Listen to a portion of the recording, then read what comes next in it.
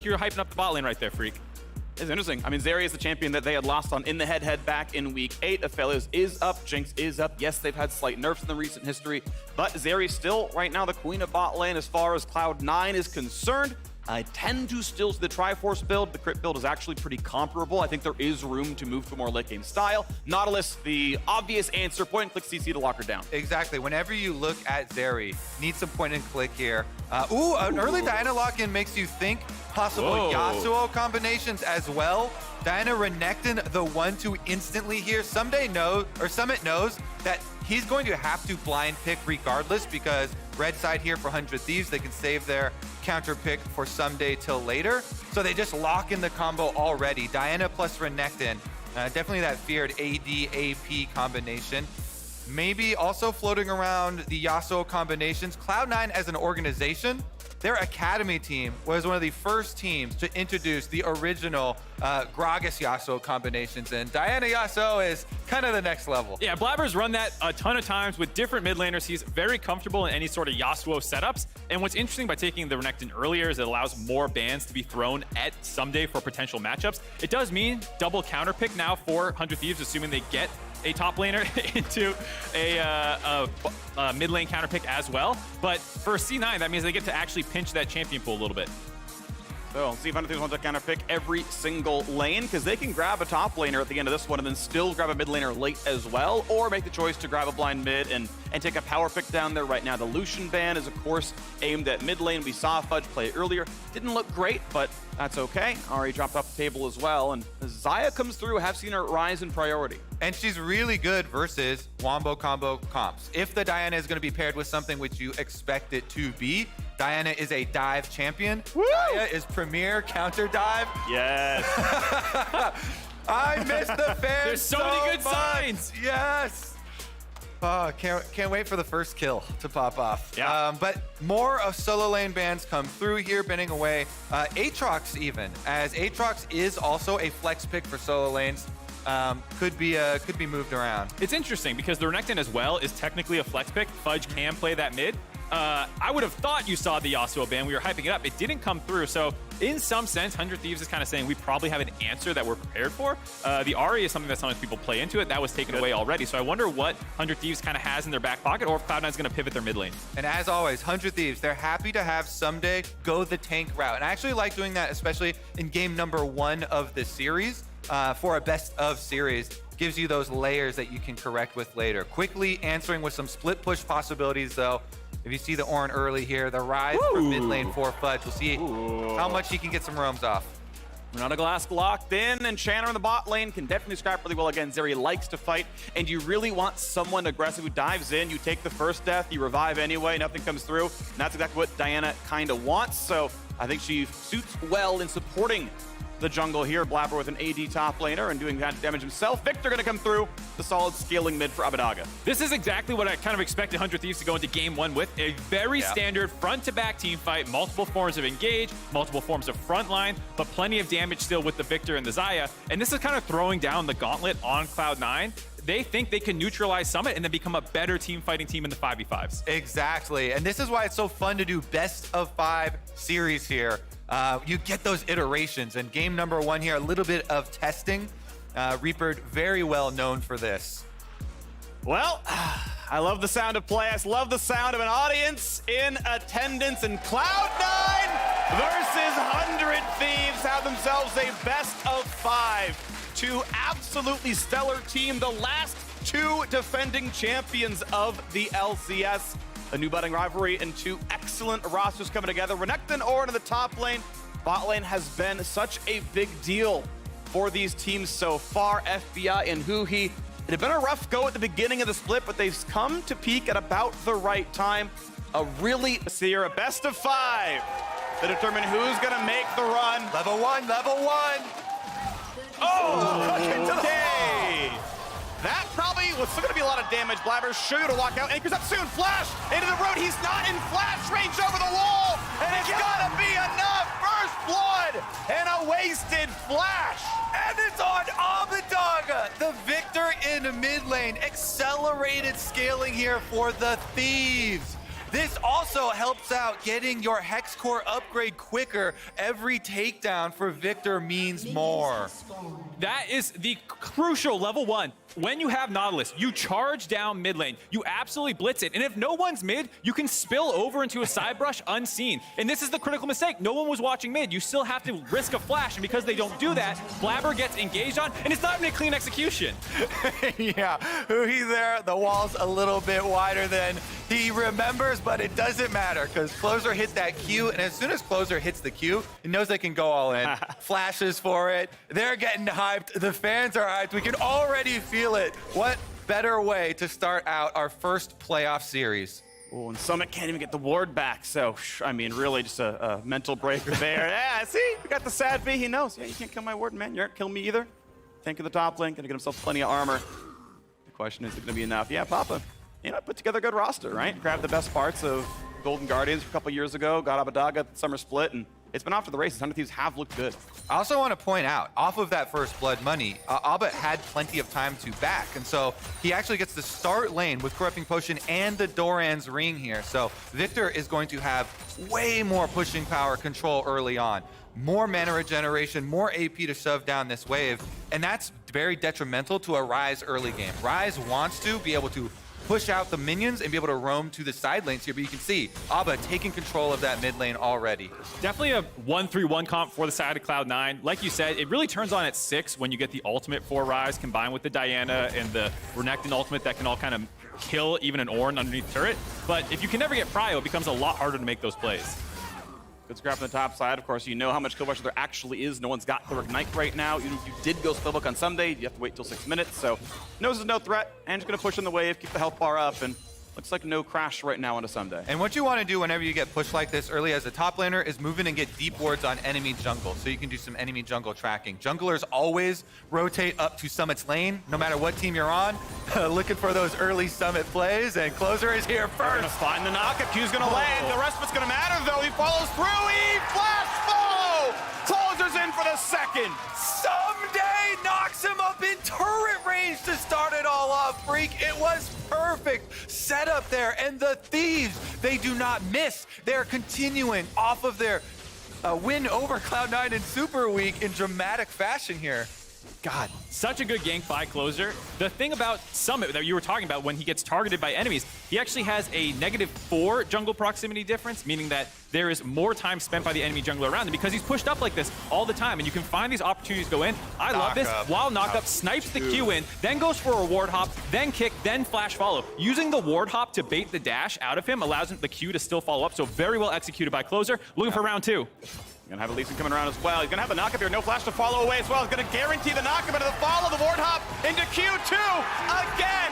Excellent from Closer. Perfectly plays every single ability, every single cooldown, and Summit can do nothing about it. Someday and Closer, the Bash brothers of top lane. They came into this game with a plan, trying to punish Summit. It worked previously. They're gonna punish another one in the bot lane. This is gonna be a death. The revive won't matter. Winston could be next. When's the ganker back? 4-0 already to 100 Thieves. It's going to become a disaster for Cloud9. You're losing the top lane, losing the mid lane. Now they're losing in the bot lane as well. 100 Thieves on pace for 100 kills in this playoff series. Already 4-0, almost a 2,000 gold lead before even 5 minutes into the game. Pretty good start. I thought we saw that one a little bit ago when Rogue got the reverse sweep over against Fnatic, where it was a kill a minute, and looks like we're keeping that one going here in NA. Well done to 100 Thieves so far. Who knew that Ornn just, beats Renekton early game? I mean, honestly, the start of the Cloud9 kind of disintegration of Super Week was at the hands of 100 Thieves, and it was that Malphite pick. Someday being willing to pick tanks into Summit, who is a lane-dominant, aggressive player, and they came into this game with a strong plan. 3 bans at Summit, and then picking up the Ornn tank into the Renekton here. He's going to outscale. He's going to hand out items to the rest of the team. It's not the only lane in the game, but it certainly is the area that Closer is focusing on so far, and that 100 Thieves are getting the biggest rewards out of. Yeah, and you were talking about on the dive earlier this week about how this entire top side for both teams could be your entire MVP ballot with how well Closer and Someday and Summit and Blabber have all played. But 100 Thieves feel like they have this extra wrinkle of an incredible bot lane that they can sometimes lean on in the early game. And when top side's going in your favor, bot side's going in your favor, this is the scary part of a late game scaling team comp when it dominates early in every single lane. This is also why you, in best of fives, and again, Reaper does this a lot, you open with this more standard look and see and force your opponents to make the adjustments. Guess what? Closer gank number 3. Horn in, level 6 for both top laners. Here comes Blabber, but he's not going to be there in time. Closer, level 6 as well. Kick into the follow, into a 5-0 start. And he keeps saving his Q2. This is one of the cool things I really like. He lands his Q2 very early, but he keeps using Safeguard to close the distance so you can get more damage for the execute of Q2. And it is certainly executing Summit. Yeah, Blabber's just too slow to get up there. He is such a proactive jungler, but on Diana has trouble making plays pre-6, and 100 Thieves have exploited that little disadvantage in the matchup to get a ton of kills in the top side before they can really win a 2v2. Exactly. You know, attacking what is a very strong combination of Renekton and Diana normally and trying to dive and focus on people. But Closer is here first every single time. 3 kills for him. There is a bounty on his head. So Cloud9 fans, do not lose all hope yet. You know, game number 1 is just is definitely some gathering of data for the team.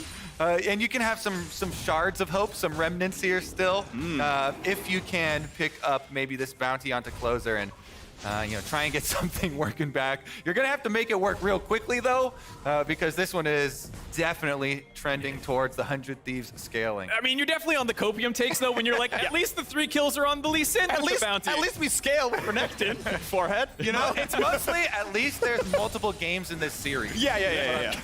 You're already punting game 1, dude? Come on. Now look, it's blue logos and hope. You know, you just gotta have faith that your team will turn it around at the end. We've seen bigger comebacks, so always possible. The yes 100 Thieves off to a great start, obviously. Trading waves, top lane is not gonna mean a whole lot. Sure, we're up a wave or 2 on the Renekton, gonna be down gold, and now we get the attempt at the first Rift Herald. You can turn that into an entire tower. Getting about 1,000 gold out of that one. That'll close the gap somewhat, and looks like it's gonna be uncontested. So the bot lane's moving up. They may not get there in time. Yeah, they're coming in though. Who doesn't want to let this one go for free though? It might be kills on the exit. Doesn't seem like they're gonna do anything. Yeah, and you can tell because they make the call. If you just look at the mini map, it's very clear. Having Xayah here pushing the tower, gets the turret play. Zeri roamed halfway up. Good from Berserker there, doesn't commit to the full roam, so he can get back for some of those minions, but 100 Thieves trade off a turret plate for the Rift Herald pickup. It's the one advantage for Zeri too, the wall hops, a little bit of extra map mobility to do a half roam up if a fight actually breaks out. You get there first. Flash hook, he's gonna go good, sidestep. Well played by Fudge at the right time. In the meantime, bot line fight's going down. That's gonna be a death. Cleanses up their ulti as well, might have the root, but I don't think there's a way out anyway, and indeed, Berserker's on the board. FBI did not respect Winsome coming down. 3 summoners burned for 1, but a kill's a kill. Berserker picks up that shard of hope for Cloud9. They get the Rift Herald, and Fudge might get locked up here. Ultimate down for a lot of damage here from Abadaga, and the rest of the Thieves are circling around. They can pressure that mid tower. There's no teleport on Fudge. I think they're trying to make their way up top to protect Someday, who's losing a big wave. They also have the Rift Herald here. We'll see if Blabber wants to drop it. Someday just ulting to clear the wave, but he's gonna get stunned up during it. Yeah, good play during Summit. Now I got the ulti maybe come through as well. Good damage. Of course, he immuned it with the W at the first, and then was out of range the rest of the time. It's not going to do enough otherwise, so good timing by Someday. He's just holding them here, waiting for reinforcements. Between 2 turrets, Closer, who he wins the next one. There's Abadaga. That's going to be damaged. No ulti available. Kicked into the turret and just able to recall in time. And now Summit's going to be stunned. No, he's going to get the heal in time, but finally the Q is going to land, and Closer lands the skill shots. That'll be a death to Blabber. Gets 1 more CS, but it's 7-1. 100 Thieves are walking over this game. You can feel Cloud9 knowing the pressure's on them. They want to make a play in the top side, but they're just too far behind to actually kill Someday, who stalls them out, allows 100 Thieves to collapse and find the punish. Yeah, maybe they were walking in the first 5 minutes, and now they're running. Closer's certainly running over this game himself, picking up so many of these kills. Now stealing away Raptors as well from Blabber. Winsome trying to do a little bit here, but nothing else he can. And it's gonna start to also now explode in vision coverage. So when you have a start to a game like this that is so one-sided for 100 Thieves, not only can you stack your early dragons, but you can get deeper and deeper vision wards now that he's got plenty of time to roam around with Closer and get that foresight. So here we'll take a look at that kill that happened in the bot lane. They set up for it. It's the roam back down for Winsome. Berserker hops that little wall, starts getting a fight going, and I just don't think FBI was aware of how quickly Winsome was getting back down into the bot lane, because there's just absolutely no way out of there. Even holds his flash, I think, is the right play there. Yeah, he did seem on a ward. Like, if you were playing full attention, you know, in retrospect, like, okay, you could have left a second and a half earlier. That might have been enough. Obviously, again, still a good engage by Berserker. With the Moose, you can always chase down, but end of the day, FBI with an unforced error staying a bit too long, getting roamed down and now. Top lane tower to fall. It'll be not quite dead to the charge. You need another 800 gold in, or 800 damage in before it'll actually drop. So at least it'll be plate's share, but I think it's only to Diana. Yeah, Renekton is in range, okay. Sometimes you can use situations like that as bait. If the enemy team really wants to get that last plate, get that turret down, you can use the bait of the extra objective there for Closer to come around, but they back off. Now they're going for it. Another knock-up sets them up. Yeah, knock-up is there, a little grass damage as well, but Summit has ult, has flash, is a pretty easy way out, and indeed does so. I'll see if he can go over the wall. There's the ward. Hello, I am Huhi, and I'm here for the root into place. The Ignite is on already. They're gonna put a couple of ults onto this one. Gonna easily land the Ornhorn, and Huhi gets himself on the board. 3 kills on the Nautilus. He's second place on the team. This is how Summit plays. He always wants to try his hardest, but once things go south, he gets exploited time and time again. Already up to 5 deaths in 12 minutes. He's on pace to break his own record from week 8 with 8 deaths. I do want to point out the minimap, though. They're fully rotating up to the top side here.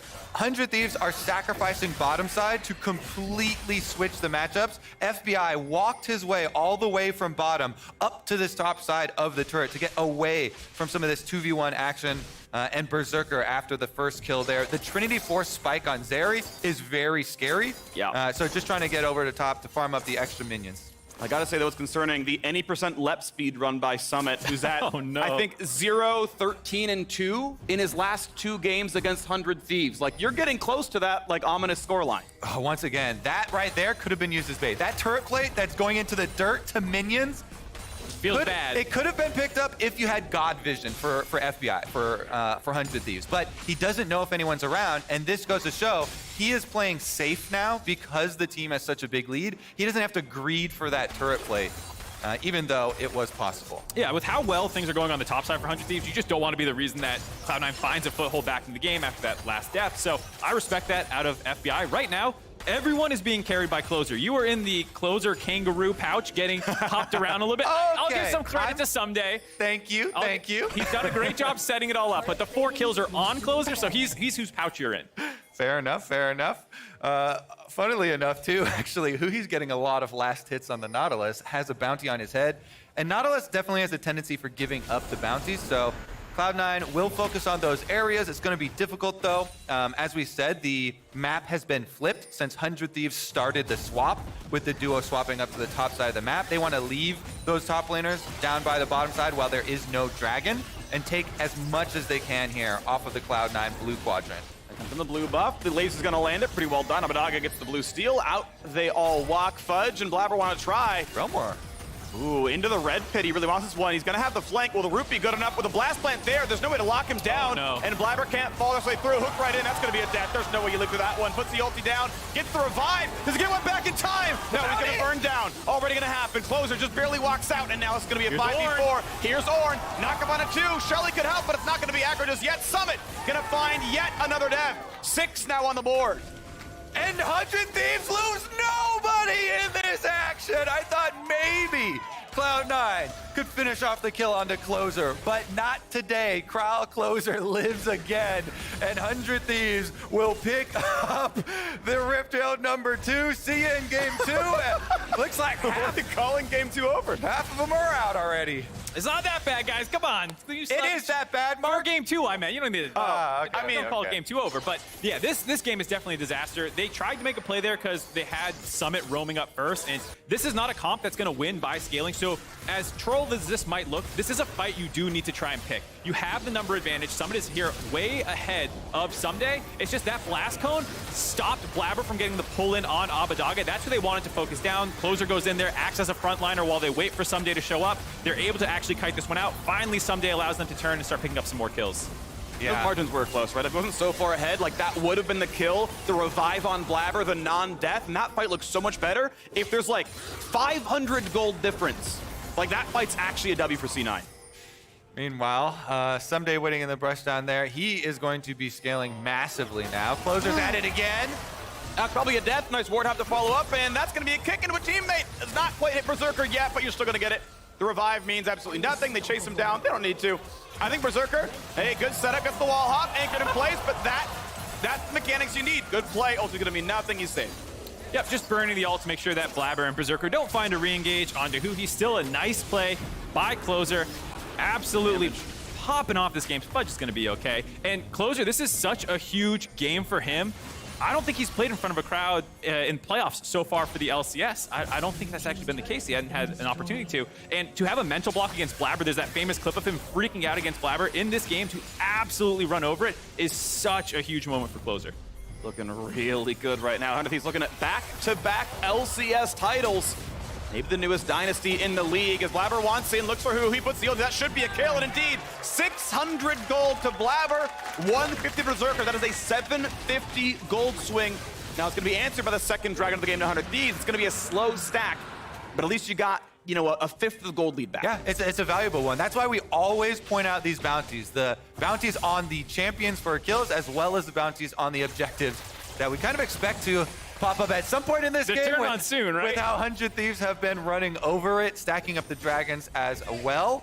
And again, that's why we also caution against Nautilus. Definitely the type of champion that has a tendency to give up those bounties. Very all-in melee there, and good job from Blabber to actually punish and get something back for Cloud9. Something small back, because soon enough, Someday's going to hit those levels and start turning on his Ornn items as well. And that's when the scaling problem that we're talking about Cloud9 getting into really turns online. That combined with when they get a little closer to Soul Point, it was a bit of a slow dragon stacking game with how much of a priority 100 Thieves put on the top lane. So in some sense, Cloud9 isn't forced to 5v5 around dragons for at least another like 6 minutes at least. But that's still scary because Baron's coming up in 3.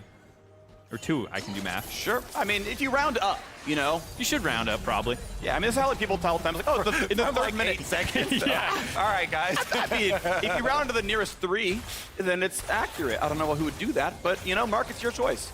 Well, I don't think Cloud9 would like to round this game up to the nearest 3. That's for sure. 100 Thieves will take 1 in this series, and they want to keep it at that. Someday on bottom side here should honestly be fine. He also has flash still. He's got flash. Doesn't W in time to immune it. Gonna get knocked down pretty heavily. 800 health left, finally flash under, and now here comes the re-engage. Is it enough, though? Knock up in there, but not enough damage to come through. Winsome actually already on the way, so that would not have worked out well for 100 Thieves. Really intelligent by 100 Thieves not to get baited into trying to turn that fight. Multiple members of Cloud9 were missing, and they have pretty good vision control around mid lane, so you know they're probably around where that play's happening. And let's return to the gameplay point for Cloud9 that we would be, you know, accelerating at this stage if the early game had gone more even, and that would be to open up the map to split push, to get that rise into the side lane, to get this Renekton pushing on side lanes so that they could pick 100 Thieves apart, not allow them to group up behind this Ornn Nautilus. Very, very strong engage that they have drafted. That still, you kind of have to stick to your guns as Cloud9 with your comp, and that is still one of the goals. It's just way more difficult to do since you're so underpowered. Closer. There's no way you really want this one. In case there was a Q, all right. Actually burns the rocket bot out as well, so 2 active items down for about 30 seconds out of Cloud9. Not going to mean too much, though, as they get rid of the vision. 100 Thieves once again can own this side of the jungle, but with no blue buff doesn't mean all that much. Baron up in 30 seconds. Yeah, the vision control is pretty insane here for 100 Thieves. There's almost nothing in the top side aside for that one ward on the Wolf Pit, which is not going to give you too much information. So I think Cloud9, despite being in the 1-3-1 comp, where you usually have better map control, they're all pushed onto their side of the map, which is terrifying to try and play a 1-3-1 comp from because you don't even get faster rotations now. And Summit's going to have to get out of there because 100 Thieves control the Cloud9 jungle. Everybody coming down to help Someday finish off this turret, and the last outer defenses of Cloud9 will crumble. The waves keep pushing in. 3-2 on turret. Some value has been gotten from Cloud9. They've fought pretty valiantly. I mean, for how many games we've seen start this bad, they've fought valianttly. I'm just going to say that's such a good bait because both top laners who are on screen, their names start with some, and you held it long enough that I was expecting one of the two.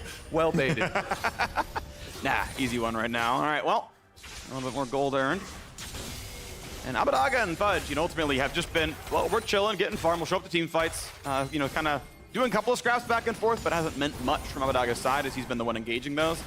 But whatever, you're scaling Victor in mid lane, whatever, it's fine. Yeah, the fact that he is trading evenly on Fudge at least or better, chunking him out multiple times in the lane phase, keeps the Rise pinned under his turret, and that's why you saw part of the collapse of the Cloud9 game plan was with that early kill, Abbedagge has actually done a great job controlling Fudge. Now that's in side lanes, it's a little bit harder for Victor, not nearly as safe, but he did his duty through the first 15 minutes of the game. Yeah, I would certainly push it even further than that and say that he has done quite well, winning pretty much all of the trades that we've seen on camera over Fudge, getting multiple gravity well stuns, ultimate constantly chunking him out, taking away any of this mobility that Rise would want to have from mid lane to try and impact the rest of the map. And that also goes along with having a super fed Lee Sin jungle that puts more threat on you, obviously, from the Fog of War, but we're also starting to see that explosion in vision that we're talking about for 100 Thieves, well set up here in preparation for the Dragon. You see that Dragon arrival well in advance. They've got the entire red quadrant lit up.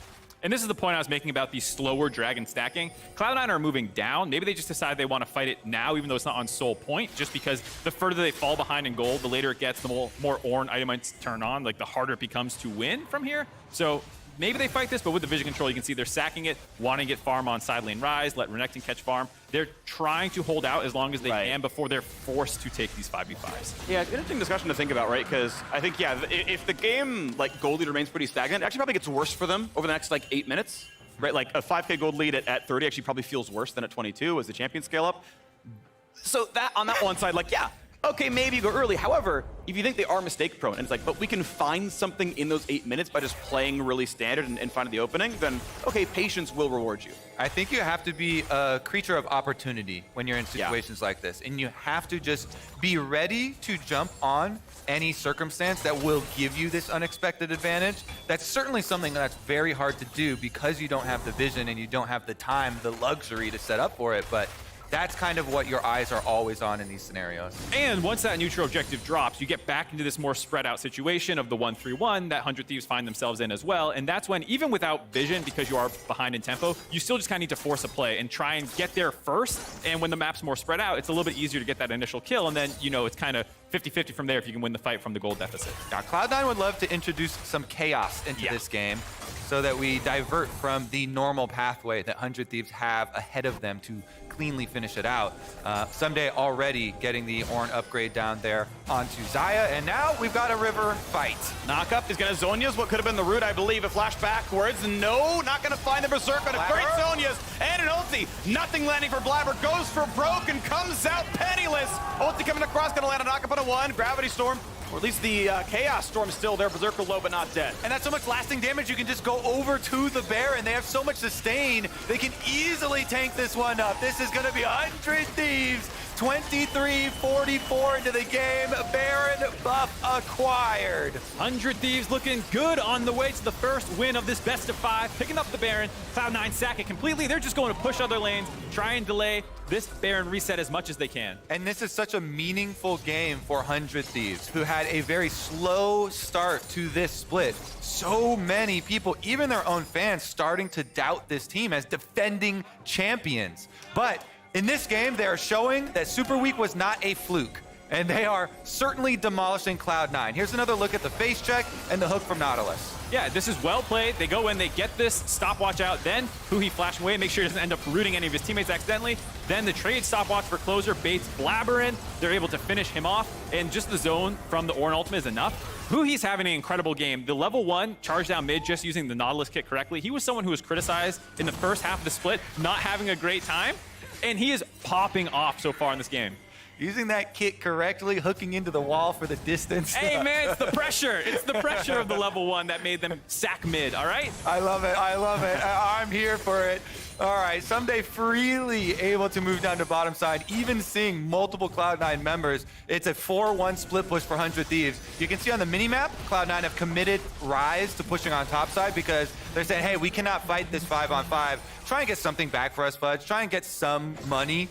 But 100 Thieves will take that opportunity and they will get right inside the base. And the problem is, whereas Rise has very little ability power, so his turret damage is actually kind of garbage. Engage to the bottom side. A quick revive not going to matter. Bye-bye to Renekton. They're going for a little bit more. Winston going to fall as well. And it's going to be Cloud9 losing a lot of the members down here. 14-2, and Rise slowly, meagerly was auto-attacking the top side, finally to come back and defend his base, because guess what? It's time to end the game right now. Small wave, the other one coming up there with the cannon and with the Baron buff. They could end it here. 5 versus 3. And they've still got the Ornn and Xayah ults up to close it out. The engage tools actually still there for this one. Diving forward, a bit of a root, but it's not going to do much damage. Ultimately, the Fudge cannot really get through Someday. Going to dive in, forces Zhonya's out. Ornn comes across, does find a flash from Fudge to find that one to get through. And here comes a quick Berserk. We'll get some decent damage across, but a stop up Abadaga means no one's going to get hit, but that one FBI flats to safety. Second turret's going to fall, and there's just no way out. A Realm Warp to try. Fudge going for everything he possibly can. Add one to the KDA. A shutdown to Abadaga, but a shutdown against Cloud9. A slaughter in Game 1 for 100 Thieves.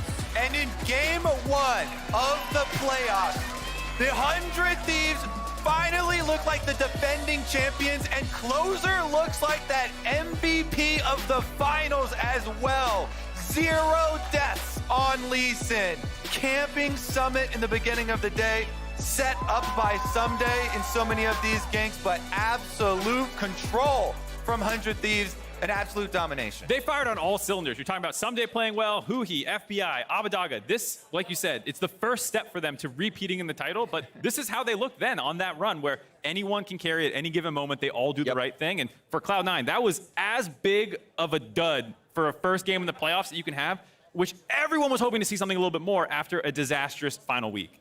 Yeah, true, and the fact that it was coming through topside, right? We had Jat in the pregame show talking about, hey, every time FBI is ahead, they convert to the win. But the top laners, it's hit and miss, doesn't always convert. But yeah, Closer had all the kills. He ran everywhere he wanted to, and people died when he looked at them. So after a statement first win in front of the fans, 100 Thieves take the lead in this series. We're going to break down all the